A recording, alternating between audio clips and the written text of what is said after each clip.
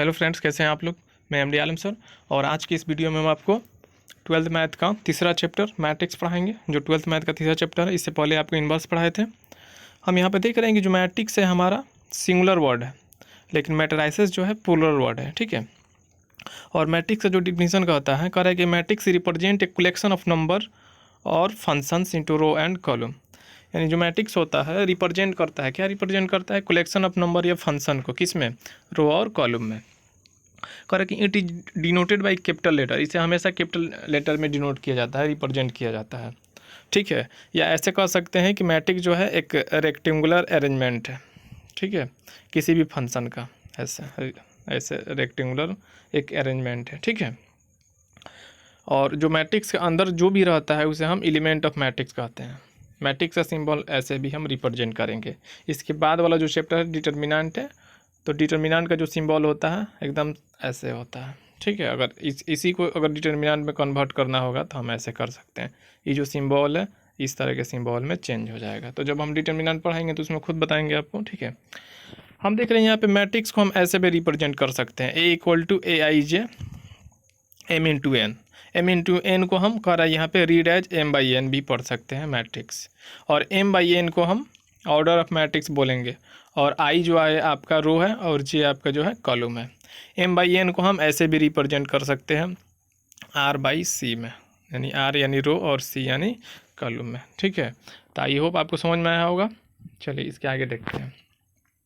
यहाँ पे हम देख रहे हैं कि ए बराबर कुछ एलिमेंट लिए हैं मैट्रिक्स का अंदर, A11, A12, A13।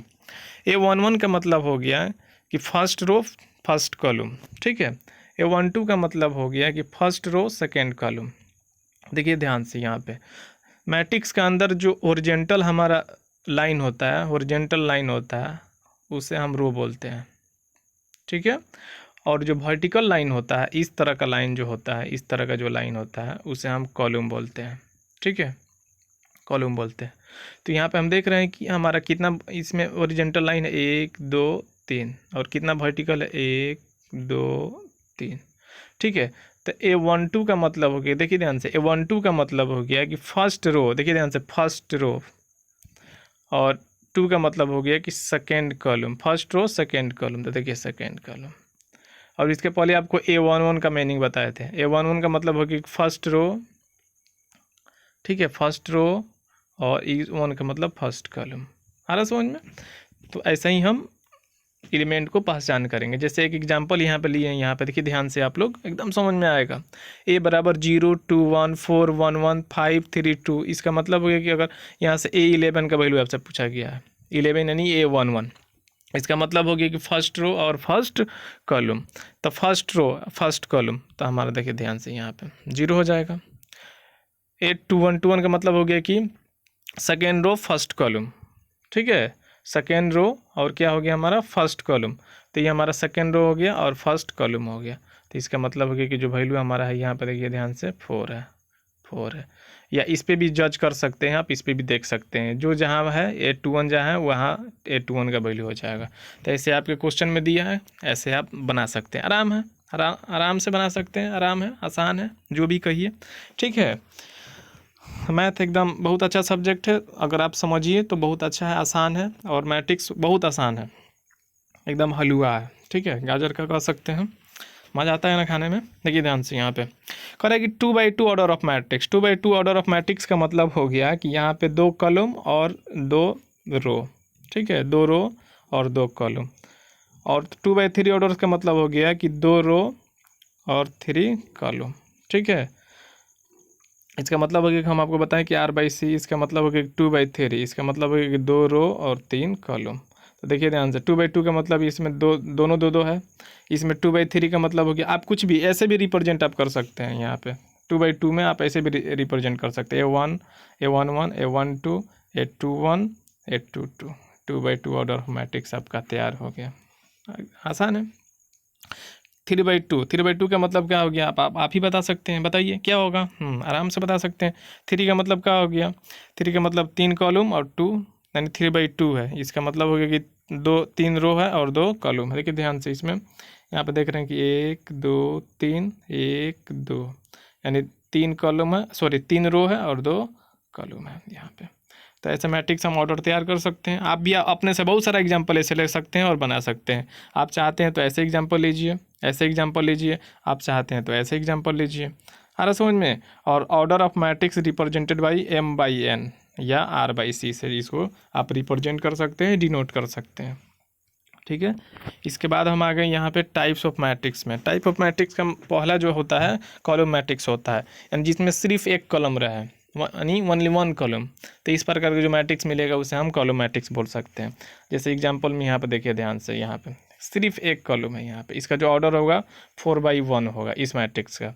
इसको जनरली तरीका से ऐसे रिप्रेजेंट किया जाता है और ऑर्डर जो होता है M/N होता है। सॉरी, M/N यानी N यानी 1, क्योंकि 1 जो है हमारा यहाँ पे कॉलम को रिप्रेजेंट कर रहा है और M जो है रिप्रेजेंट किसको कर रहा है, रो को कर रहा है। यहाँ पे देख रहे हैं रो मैट्रिक्स, तो जिसमें एक कॉलम रहेगा उसे कॉलम मैट्रिक्स कहेंगे, जिसमें ओनली वन रो रहेगा।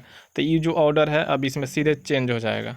अब इसमें 4/1 हो रहा है तो इसमें 1/4 हो जाएगा। अरे समझ में। और जनरल रूप में इसको ऐसे रिप्रेजेंट करेंगे।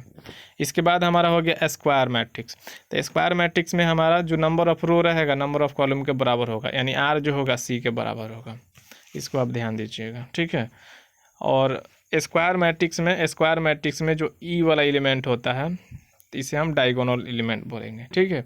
स्क्वायर मैट्रिक्स में जैसे मान लीजिए कि यहाँ पे A11 A1, यहाँ पे A12 A22 सॉरी, यहाँ पे देखिए ध्यान से A11 A12, यहाँ पे A21 A22। तो जो स्क्वायर मैट्रिक्स में ई वाला एलिमेंट जो होगा इसे हम डायगोनल एलिमेंट कहेंगे, diagonal elements of the matrix कहेंगे, ठीक है। तो आई होप आपको समझ में आया होगा। उसके बाद आगे हमारा डायगोनल मैट्रिक्स। डायगोनल मैट्रिक्स का मतलब हो गया कि डायगोनल एलिमेंट को छोड़कर, स्क्वायर मैट्रिक्स में जो डायगोनल एलिमेंट होगा उसको छोड़कर जो नॉन डायगोनल एलिमेंट होगा, अगर वो 0 होता है तो उस प्रकार के मैट्रिक्स को हम डायगोनल मैट्रिक्स बोलेंगे। यहाँ पे देखिए सिंपल डिफिनीशन है, करे square matrix B equal to यहाँ पे M/M लिखने का मतलब हो गया कि स्क्वायर मैट्रिक्स में M जो होता है N के बराबर होता है।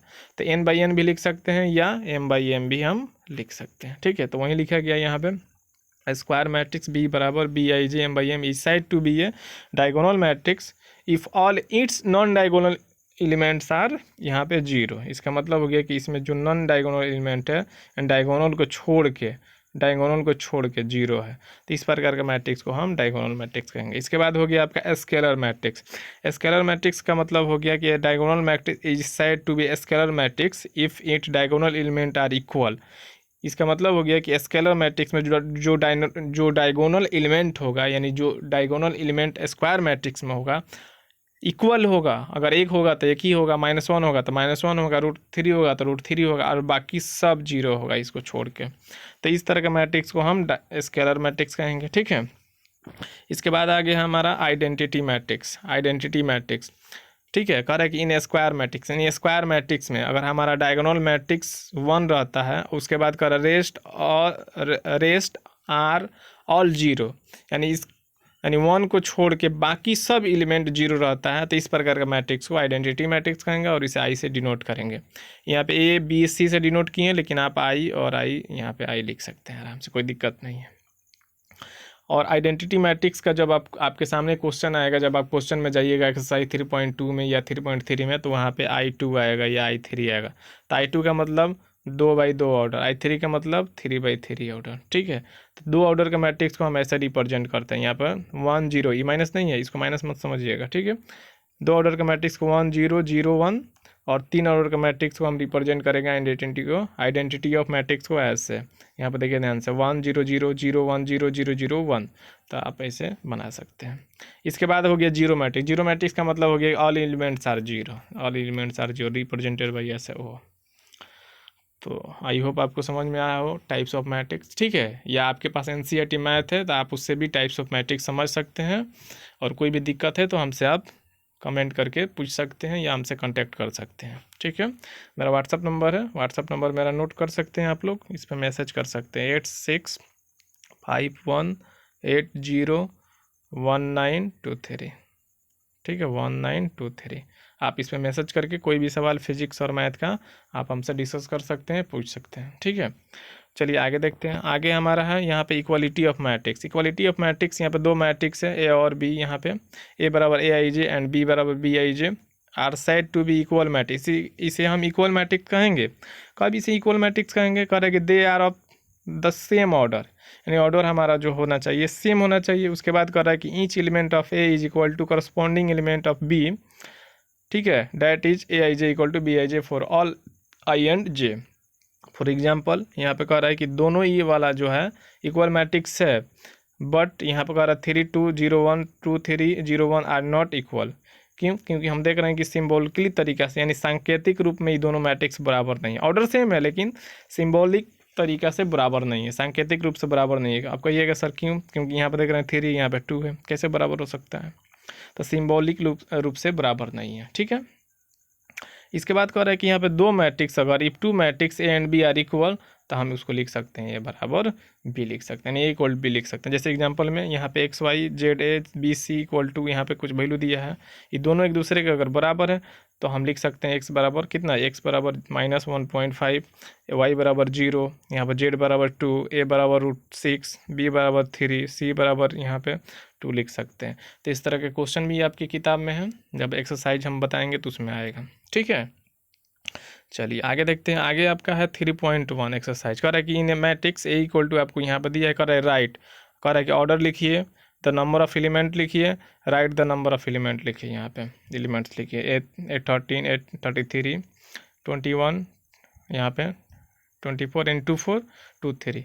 तो इसका मतलब हो गया कि आपको पहले ही हम बताएं, जब मैट्रिक्स बताया तो A13 का मतलब क्या हो गया? A13 का मतलब हो गया कि फर्स्ट रो और थर्ड कॉलम, ठीक है, फर्स्ट रो और थर्ड कॉलम। इसका मतलब हो गया कि हम निकाल सकते हैं, इसका मतलब हो गया कि हम निकाल सकते हैं, A3 निकाल सकते हैं, यहाँ पे A3 निकाल सकते हैं, 2 1 निकाल सकते हैं। तो चलिए सोल्यूशन करते हैं। कर रहा है ऑर्डर ऑफ मैट्रिक्स।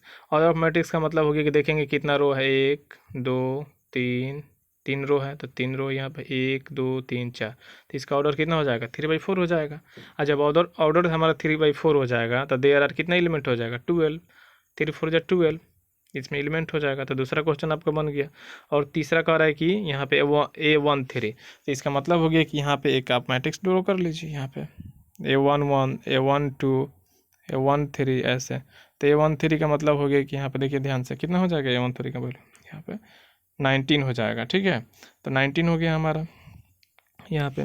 इसका मतलब है कि फर्स्ट रो और थर्ड कॉलम, तो फर्स्ट रो और थर्ड कॉलम, यहाँ पे देखिए ध्यान से, फर्स्ट रो और थर्ड कॉलम तो हमारा निकल गया। ठीक इसी प्रकार 821 का वैल्यू निकाल, यानी सेकेंड रो और फर्स्ट कॉलम, सेकेंड रो और फर्स्ट कॉलम। तो देखिए ध्यान से यहाँ पे फर्स्ट कॉलम और सेकेंड रो, तो यहाँ पे 35 हो गया। उसी प्रकार हम 33 यानी 3 इसका मतलब हो गया कि थर्ड रो और थर्ड कॉलम, थर्ड रो और थर्ड कॉलम, इसका मतलब हो गया कि यहाँ पे -5, तो देखिए ध्यान से -5। उसी प्रकार 24 और 823 का वैल्यू यहाँ पे हम निकालें। दूसरा कह रहा है यहाँ पे, दूसरा कह रहा है कि if a matrix 24 elements what are the possible order, ठीक है, यानी कि मैट्रिक्स में 24 एलिमेंट्स हैं। कह रहा है कि इसका पॉसिबल ऑर्डर क्या है? It can have what if, कह रहा है what if it has 13 element. इसका मतलब हो गया कि हम जानते हैं कि ऑर्डर ऑफ मैट्रिक्स को रिप्रेजेंट करने का जो तरीका होगा, जैसे मान लीजिए कि 24 है, तो इसको रिप्रेजेंट करने का जो तरीका होगा, हम ऑर्डर ऑफ मैट्रिक्स में 24 × 1 यहाँ पे रिप्रेजेंट कर सकते हैं, 1 × 24, फिर यहाँ पे 6 × 4, 4 × 6, 8 × 3, 3 × 8, ऐसे करके बहुत सारे रिप्रेजेंट कर सकते हैं। तो देखिए ध्यान से यहाँ पे इसका जो आंसर दिए हैं हम यहाँ पे इसका जो आंसर दिए हैं, आप ध्यान दीजिए, इसका जो आंसर दिए हैं यहाँ पे, कह रहा है the possible order of a matrix having 24 elements are 1/24, 24/1। वैसा ही हम यहाँ पे इसका पॉसिबल ऑर्डर इसको तोड़ दिए हैं, ठीक है। उसके बाद कह रहा है कि यहाँ पे 13 भी है, इसमें इसका पॉसिबल ऑर्डर क्या है? तो आसान हो गया, यहाँ पे कितना हो जाएगा इसका पॉसिबल ऑर्डर? इसको दो तरीका हो जाएगा, ठीक है, 13/1 और 1/13, आराम से तोड़ सकते हैं इसको, ठीक है। तो इसके बाद एक और क्वेश्चन है यहाँ पे 3 नंबर क्वेश्चन, कह रहा है कि 18 एलिमेंट्स आर यहाँ पे the possible orders in it, कह रहा है can have what if, what यहाँ पे कह रहा है इफ़ इट हैज़ 5 एलिमेंट्स। तो आप आराम से तोड़ सकते हैं, यहाँ पे कितना पॉसिबल ऑर्डर हो जाएगा? तो 18 × 1, 1 × 18, ठीक है, 9 × 2, 2 × 9, ठीक है, यहाँ पर 6 × 3, ठीक है, और 3 गुणे यहाँ पे 6 हो जाएगा। तो पॉसिबल ऑर्डर हो गया 1 2 3 4 5 6 हो गया। तो ठीक उसी प्रकार आप 5 को तोड़ सकते हैं, 5 इंटू 1, ठीक है, और 1 इंटू 5, तो दो तरीका हो गया, ठीक है। उसके बाद आप 4 नंबर क्वेश्चन करेंगे, construct a 2x2 matrix A equal to A J where whose elements are given by. आपको एक क्वेश्चन दिया है, दूसरा क्वेश्चन दिया और तीसरा क्वेश्चन दिया, इसमें 3 क्वेश्चन को फाइंड करना है 2x2 ऑफ मैट्रिक्स पे, ठीक है। तो हम जानते हैं 2x2 of order of matrix यहाँ पर लिख सकते हैं, क्योंकि इसके पहले आपको बताए थे हम 2x2 2x3 3x2 आप कंस्ट्रक्ट कर सकते हैं, रचना कर सकते हैं। तो इसका मतलब हो गया कि हम यहाँ से देखते हैं कैसे इसको बनाएंगे, ठीक है। चलिए आगे देख। तो यहाँ पे हम देख रहे हैं कि जो पहला क्वेश्चन है हमारा, यहाँ पे देखिए ध्यान से, पहला है हमारा ए I J equal to I plus जे का होल स्क्वायर बट्टा में 2 है। तो यहाँ से ए बराबर ए आई जे 2/2। तो यहाँ पे 2/2 ऑर्डर जब हम मैट्रिक्स कंस्ट्रक्ट करेंगे तो A11 A12 A21 A22 2/2 यहाँ पे, where A I J equal to I plus J बट्टा में कितना है 2 है। तो A11 इसका मतलब हो गया कि A11 का मतलब हो गया कि फर्स्ट रो फर्स्ट कॉलम, यानी आई बराबर 1 और जे बराबर 1, ठीक है। तो इसका मतलब हो गया कि जब हम A11 का वैल्यू निकालेंगे तो आई की जगह पर 1 यहाँ पे, क्योंकि देखिए क्वेश्चन में दिया आई प्लस जे का होल स्क्वायर, तो 1 + 1 का होल स्क्वायर बट्टा में 2, इसको जब सॉल्व करेंगे तो 2 आएगा। उसके बाद हमारा हो गया A12 का मतलब हो गया कि आई बराबर 1 और जे बराबर 2। तो इसका मतलब हो गया कि जहाँ आई वहाँ 1 या जहाँ जे वहाँ 2। तो जब इसको हम सॉल्व करेंगे तो 9/2 आएगा। कैसे आएगा कि 1 + 2 3 हो जाएगा, 3 का होल स्क्वायर 9 होगा और बट्टा में 2 होगा। 821 तो हमारा इतना होगा। 822 का मतलब हो गया कि हमारा आई कितना 2 और जे भी हमारा 2, यानी फर्स्ट सेकेंड रो और सेकेंड कॉलम। तो इसका मतलब हो गया कि निकाल लेंगे हम यहाँ से। तो जो फाइनल हमारा रिजल्टेंट मिलेगा यहाँ से ए बराबर 2 9/2 और 8 मिलेगा। यही 2/2 ऑर्डर ऑफ मैट्रिक्स हमारा कंप्लीट बन के तैयार हो जाएगा। तो ठीक इसी प्रकार आप जैसे इसको हम फर्स्ट को बनाए वैसे ही आप सेकेंड को ट्राई कर सकते हैं और थर्ड को ट्राई कर सकते हैं। तो आई होप आपको समझ में आया होगा। ऐसे क्वेश्चन आपके एग्जाम में पूछता है, बहुत इंपॉर्टेंट है, आप ध्यान दीजिएगा इसको।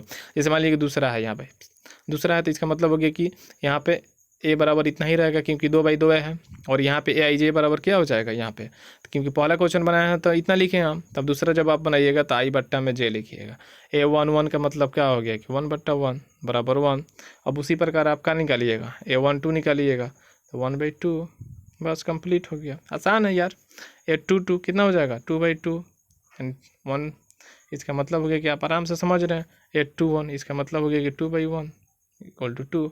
मैट्रिक्स आपका तैयार। उसी प्रकार आप यहाँ पे तीसरा क्वेश्चन को ट्राई कर सकते हैं। चलिए आगे देखते हैं। Correct construct a 3/4 matrix whose elements are given by A I J equal to 1/2 mod -3i + j, और यहाँ पे ए आई जे बराबर 2i - j। मोड यानी मॉडुलस, देखिए ध्यान से, मॉडुलस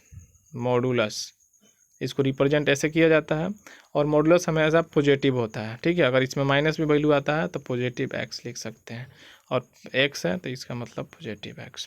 तो इसका मतलब ये कि अगर माइनस भी आ रहा है तो प्लस ही होगा इसका मान। मॉडुलस ऑफ x यानी मोड इज ऑलवेज पॉजिटिव, याद रखिएगा। जो मोड होता है हमेशा पॉजिटिव होता है, हमेशा ऑलवेज पॉजिटिव होता है, याद रखिएगा। माइनस भी होगा तो प्लस होगा, और प्लस भी होगा तो प्लस ही होगा, क्योंकि ऑलवेज पॉजिटिव होता है। तो इसको आपको ध्यान देना है। तो यहाँ पे हम देख रहे हैं कि यहाँ पे 3/4 है, इसके पहले 2/2 था, तो 3/4 इसका मतलब हो गया कि हम इन ए जनरल, यहाँ पे in a general 3/4 matrix is given by, इसको हम तैयार कर सकते हैं। A11 A12 A13 A14 A21 A22 A23 A24 A31 A32, ठीक है, 33 34, ऐसे हम तैयार कर सकते हैं। तो इसका मतलब हो गया कि यहाँ पे देखिए ध्यान से, ए आई जे इक्वल टू, अब हमारा पहला जो दिया है यहाँ पे 1/2 -3i + j A11 का मतलब क्या हो गया, A11 का फर्स्ट कॉलम, इसका मतलब हो गया कि I1 और J1। इसका मतलब हो गया कि जहाँ आई वहाँ 1, जहाँ जे वहाँ 1। अब यहाँ पे -3 + 1 -3 + 1 -3 + 1 -2 यानी 2, क्योंकि मोड में है, मोड इज ऑलवेज पॉजिटिव यानी +2। तो इसका मतलब हो गया कि 1/2, यहाँ पे देखिए 1/2 गुणे 2 यानी 2 से 2 कैंसिल हो जाएगा, तो कितना मिलेगा 1 मिलेगा। तो ठीक इसी प्रकार यानी सिमिलरली हम A21 A31 A12 A22 A32 A13 A23 यहाँ पे A33, A14, A24, A34 ऐसे वैल्यू हम निकाल सकते हैं। तो जो देयरफॉर रिक्वायर्ड हमारा मैट्रिक्स होगा यहाँ पे जो जहाँ उसका वैल्यू यहाँ पे पुट कर देंगे तो हमारा 3/4 ऑर्डर का जो मैट्रिक्स होगा कंप्लीट तैयार हो जाएगा बन के। तो ठीक इसी प्रकार तो मोड में थोड़ा सा आपको दिक्कत होगा, लेकिन कोई दिक्कत नहीं होगा, कैलकुलेशन आपका सही है और रख के बनाते जाएंगे तो आपका वैल्यू निकलते जाएगा। ऐसे हम समय बचाने के लिए सोल्यूशन करके डायरेक्ट वैल्यू रखे हैं, लेकिन आप सॉल्व कर लीजिएगा जैसे इसको सॉल्व किए हैं, ठीक है। उसके बाद आपका है दूसरा क्वेश्चन है इसका AI j = 2i-j। तो आपका 3/3 ऑर्डर का मैट्रिक्स यहाँ 3/4 ऑर्डर का मैट्रिक्स तैयार है, केवल आपको वैल्यू निकाल के यहाँ पे मैट्रिक्स रिक्वायर्ड मैट्रिक्स तैयार कर लेना है। तो आई होप आपको समझ में आया होगा। इसके बाद हम चलते हैं क्वेश्चन नंबर 6। क्वेश्चन नंबर 6 से कर find the value of x, y and z from the flowing equation. ठीक है, यहाँ पर देख रहे हैं कि इक्वल मैट्रिक्स है, सब इक्वल है। यहाँ से हमको x, y, z का वैल्यू फाइंड करना है, क्योंकि जब दो मैट्रिक्स इक्वल होगा तो उसके वैल्यू हम एक दूसरे के बराबर लिख सकते हैं। ठीक है, if two matrix are equal then we write A = B। तो देखते हैं यहाँ पे, ठीक है, कभी कोई बोलते बोलते मिस्टेक हो जाता है तो इसके लिए सॉरी। देखिए ध्यान से यहाँ पे, तो पहले का जो सोल्यूशन है यहाँ पे 4 3 x5 = y5 1 5 correct. The given matrix are equal, तो हम देयरफॉर लिख सकते हैं x बराबर कितना 1, y = 4 और z = 3। पहला क्वेश्चन बन के तैयार हो गया। अरे सर इतना इजी क्वेश्चन, हाँ भाई इजी है। देखिए ध्यान से यहाँ पे दूसरा क्वेश्चन है यहाँ पे x + y 5 + z xy = 6 2 5 8 correct. The given matrix are equal, तो इक्वल है तो हम लिख सकते हैं x + y बराबर कितना लिख सकते हैं 6 लिख सकते हैं, 5 + z बराबर 5 लिख सकते हैं, xy बराबर 8 लिख सकते हैं। अब यहाँ से जब सोल्यूशन करेंगे, सोल्यूशन करते जाएंगे, यहाँ से देखिए ध्यान से 5 + z यानी अब 5 इधर जाएगा तो 5 - 5 0, देन z वैल्यू 0 हो जाएगा। xy = 8 है तो यहाँ से x बराबर कितना होगा, y उधर जाएगा तो भाग करेगा यानी डिवाइड करेगा 8 में, तो 8/y हो जाएगा। इसको इक्वेशन 3 मानेंगे और हम 1 और 3 से जब सोल्यूशन करेंगे तो हमको एक इक्वेशन मिलेगी यहाँ से। इसको हम फैक्टराइज करेंगे तो हमारा y का वैल्यू मिलेगा y बराबर 4 और y बराबर 2। आ रहा समझ में। अब इस वैल्यू को हम रखेंगे इक्वेशन 1 में, तो इक्वेशन 1 से चलेंगे तो y बराबर 2 रखेंगे तो x का वैल्यू 4 मिलेगा और y बराबर जब 4 रखेंगे तो x का मान 2 मिलेगा। तो आई होप आपको समझ में आया होगा। तो मैथ या फिजिक्स या कोई भी सब्जेक्ट पढ़ने के लिए अगर आपका कैलकुलेशन सही है, जिसमें कैलकुलेशन है, तो आपसे स्ट्रॉन्ग तरीका से क्वेश्चन समझ में आएगा और बनेगा। ठीक है, आगे देखते हैं हम। तीसरा क्वेश्चन जो है इसका x + y + z = 9 है, x + z = 5 है और y + z = 7 है। हमारा 3 इक्वेशन बनेगा। ठीक है, 3 इक्वेशन बनेगा यहाँ से।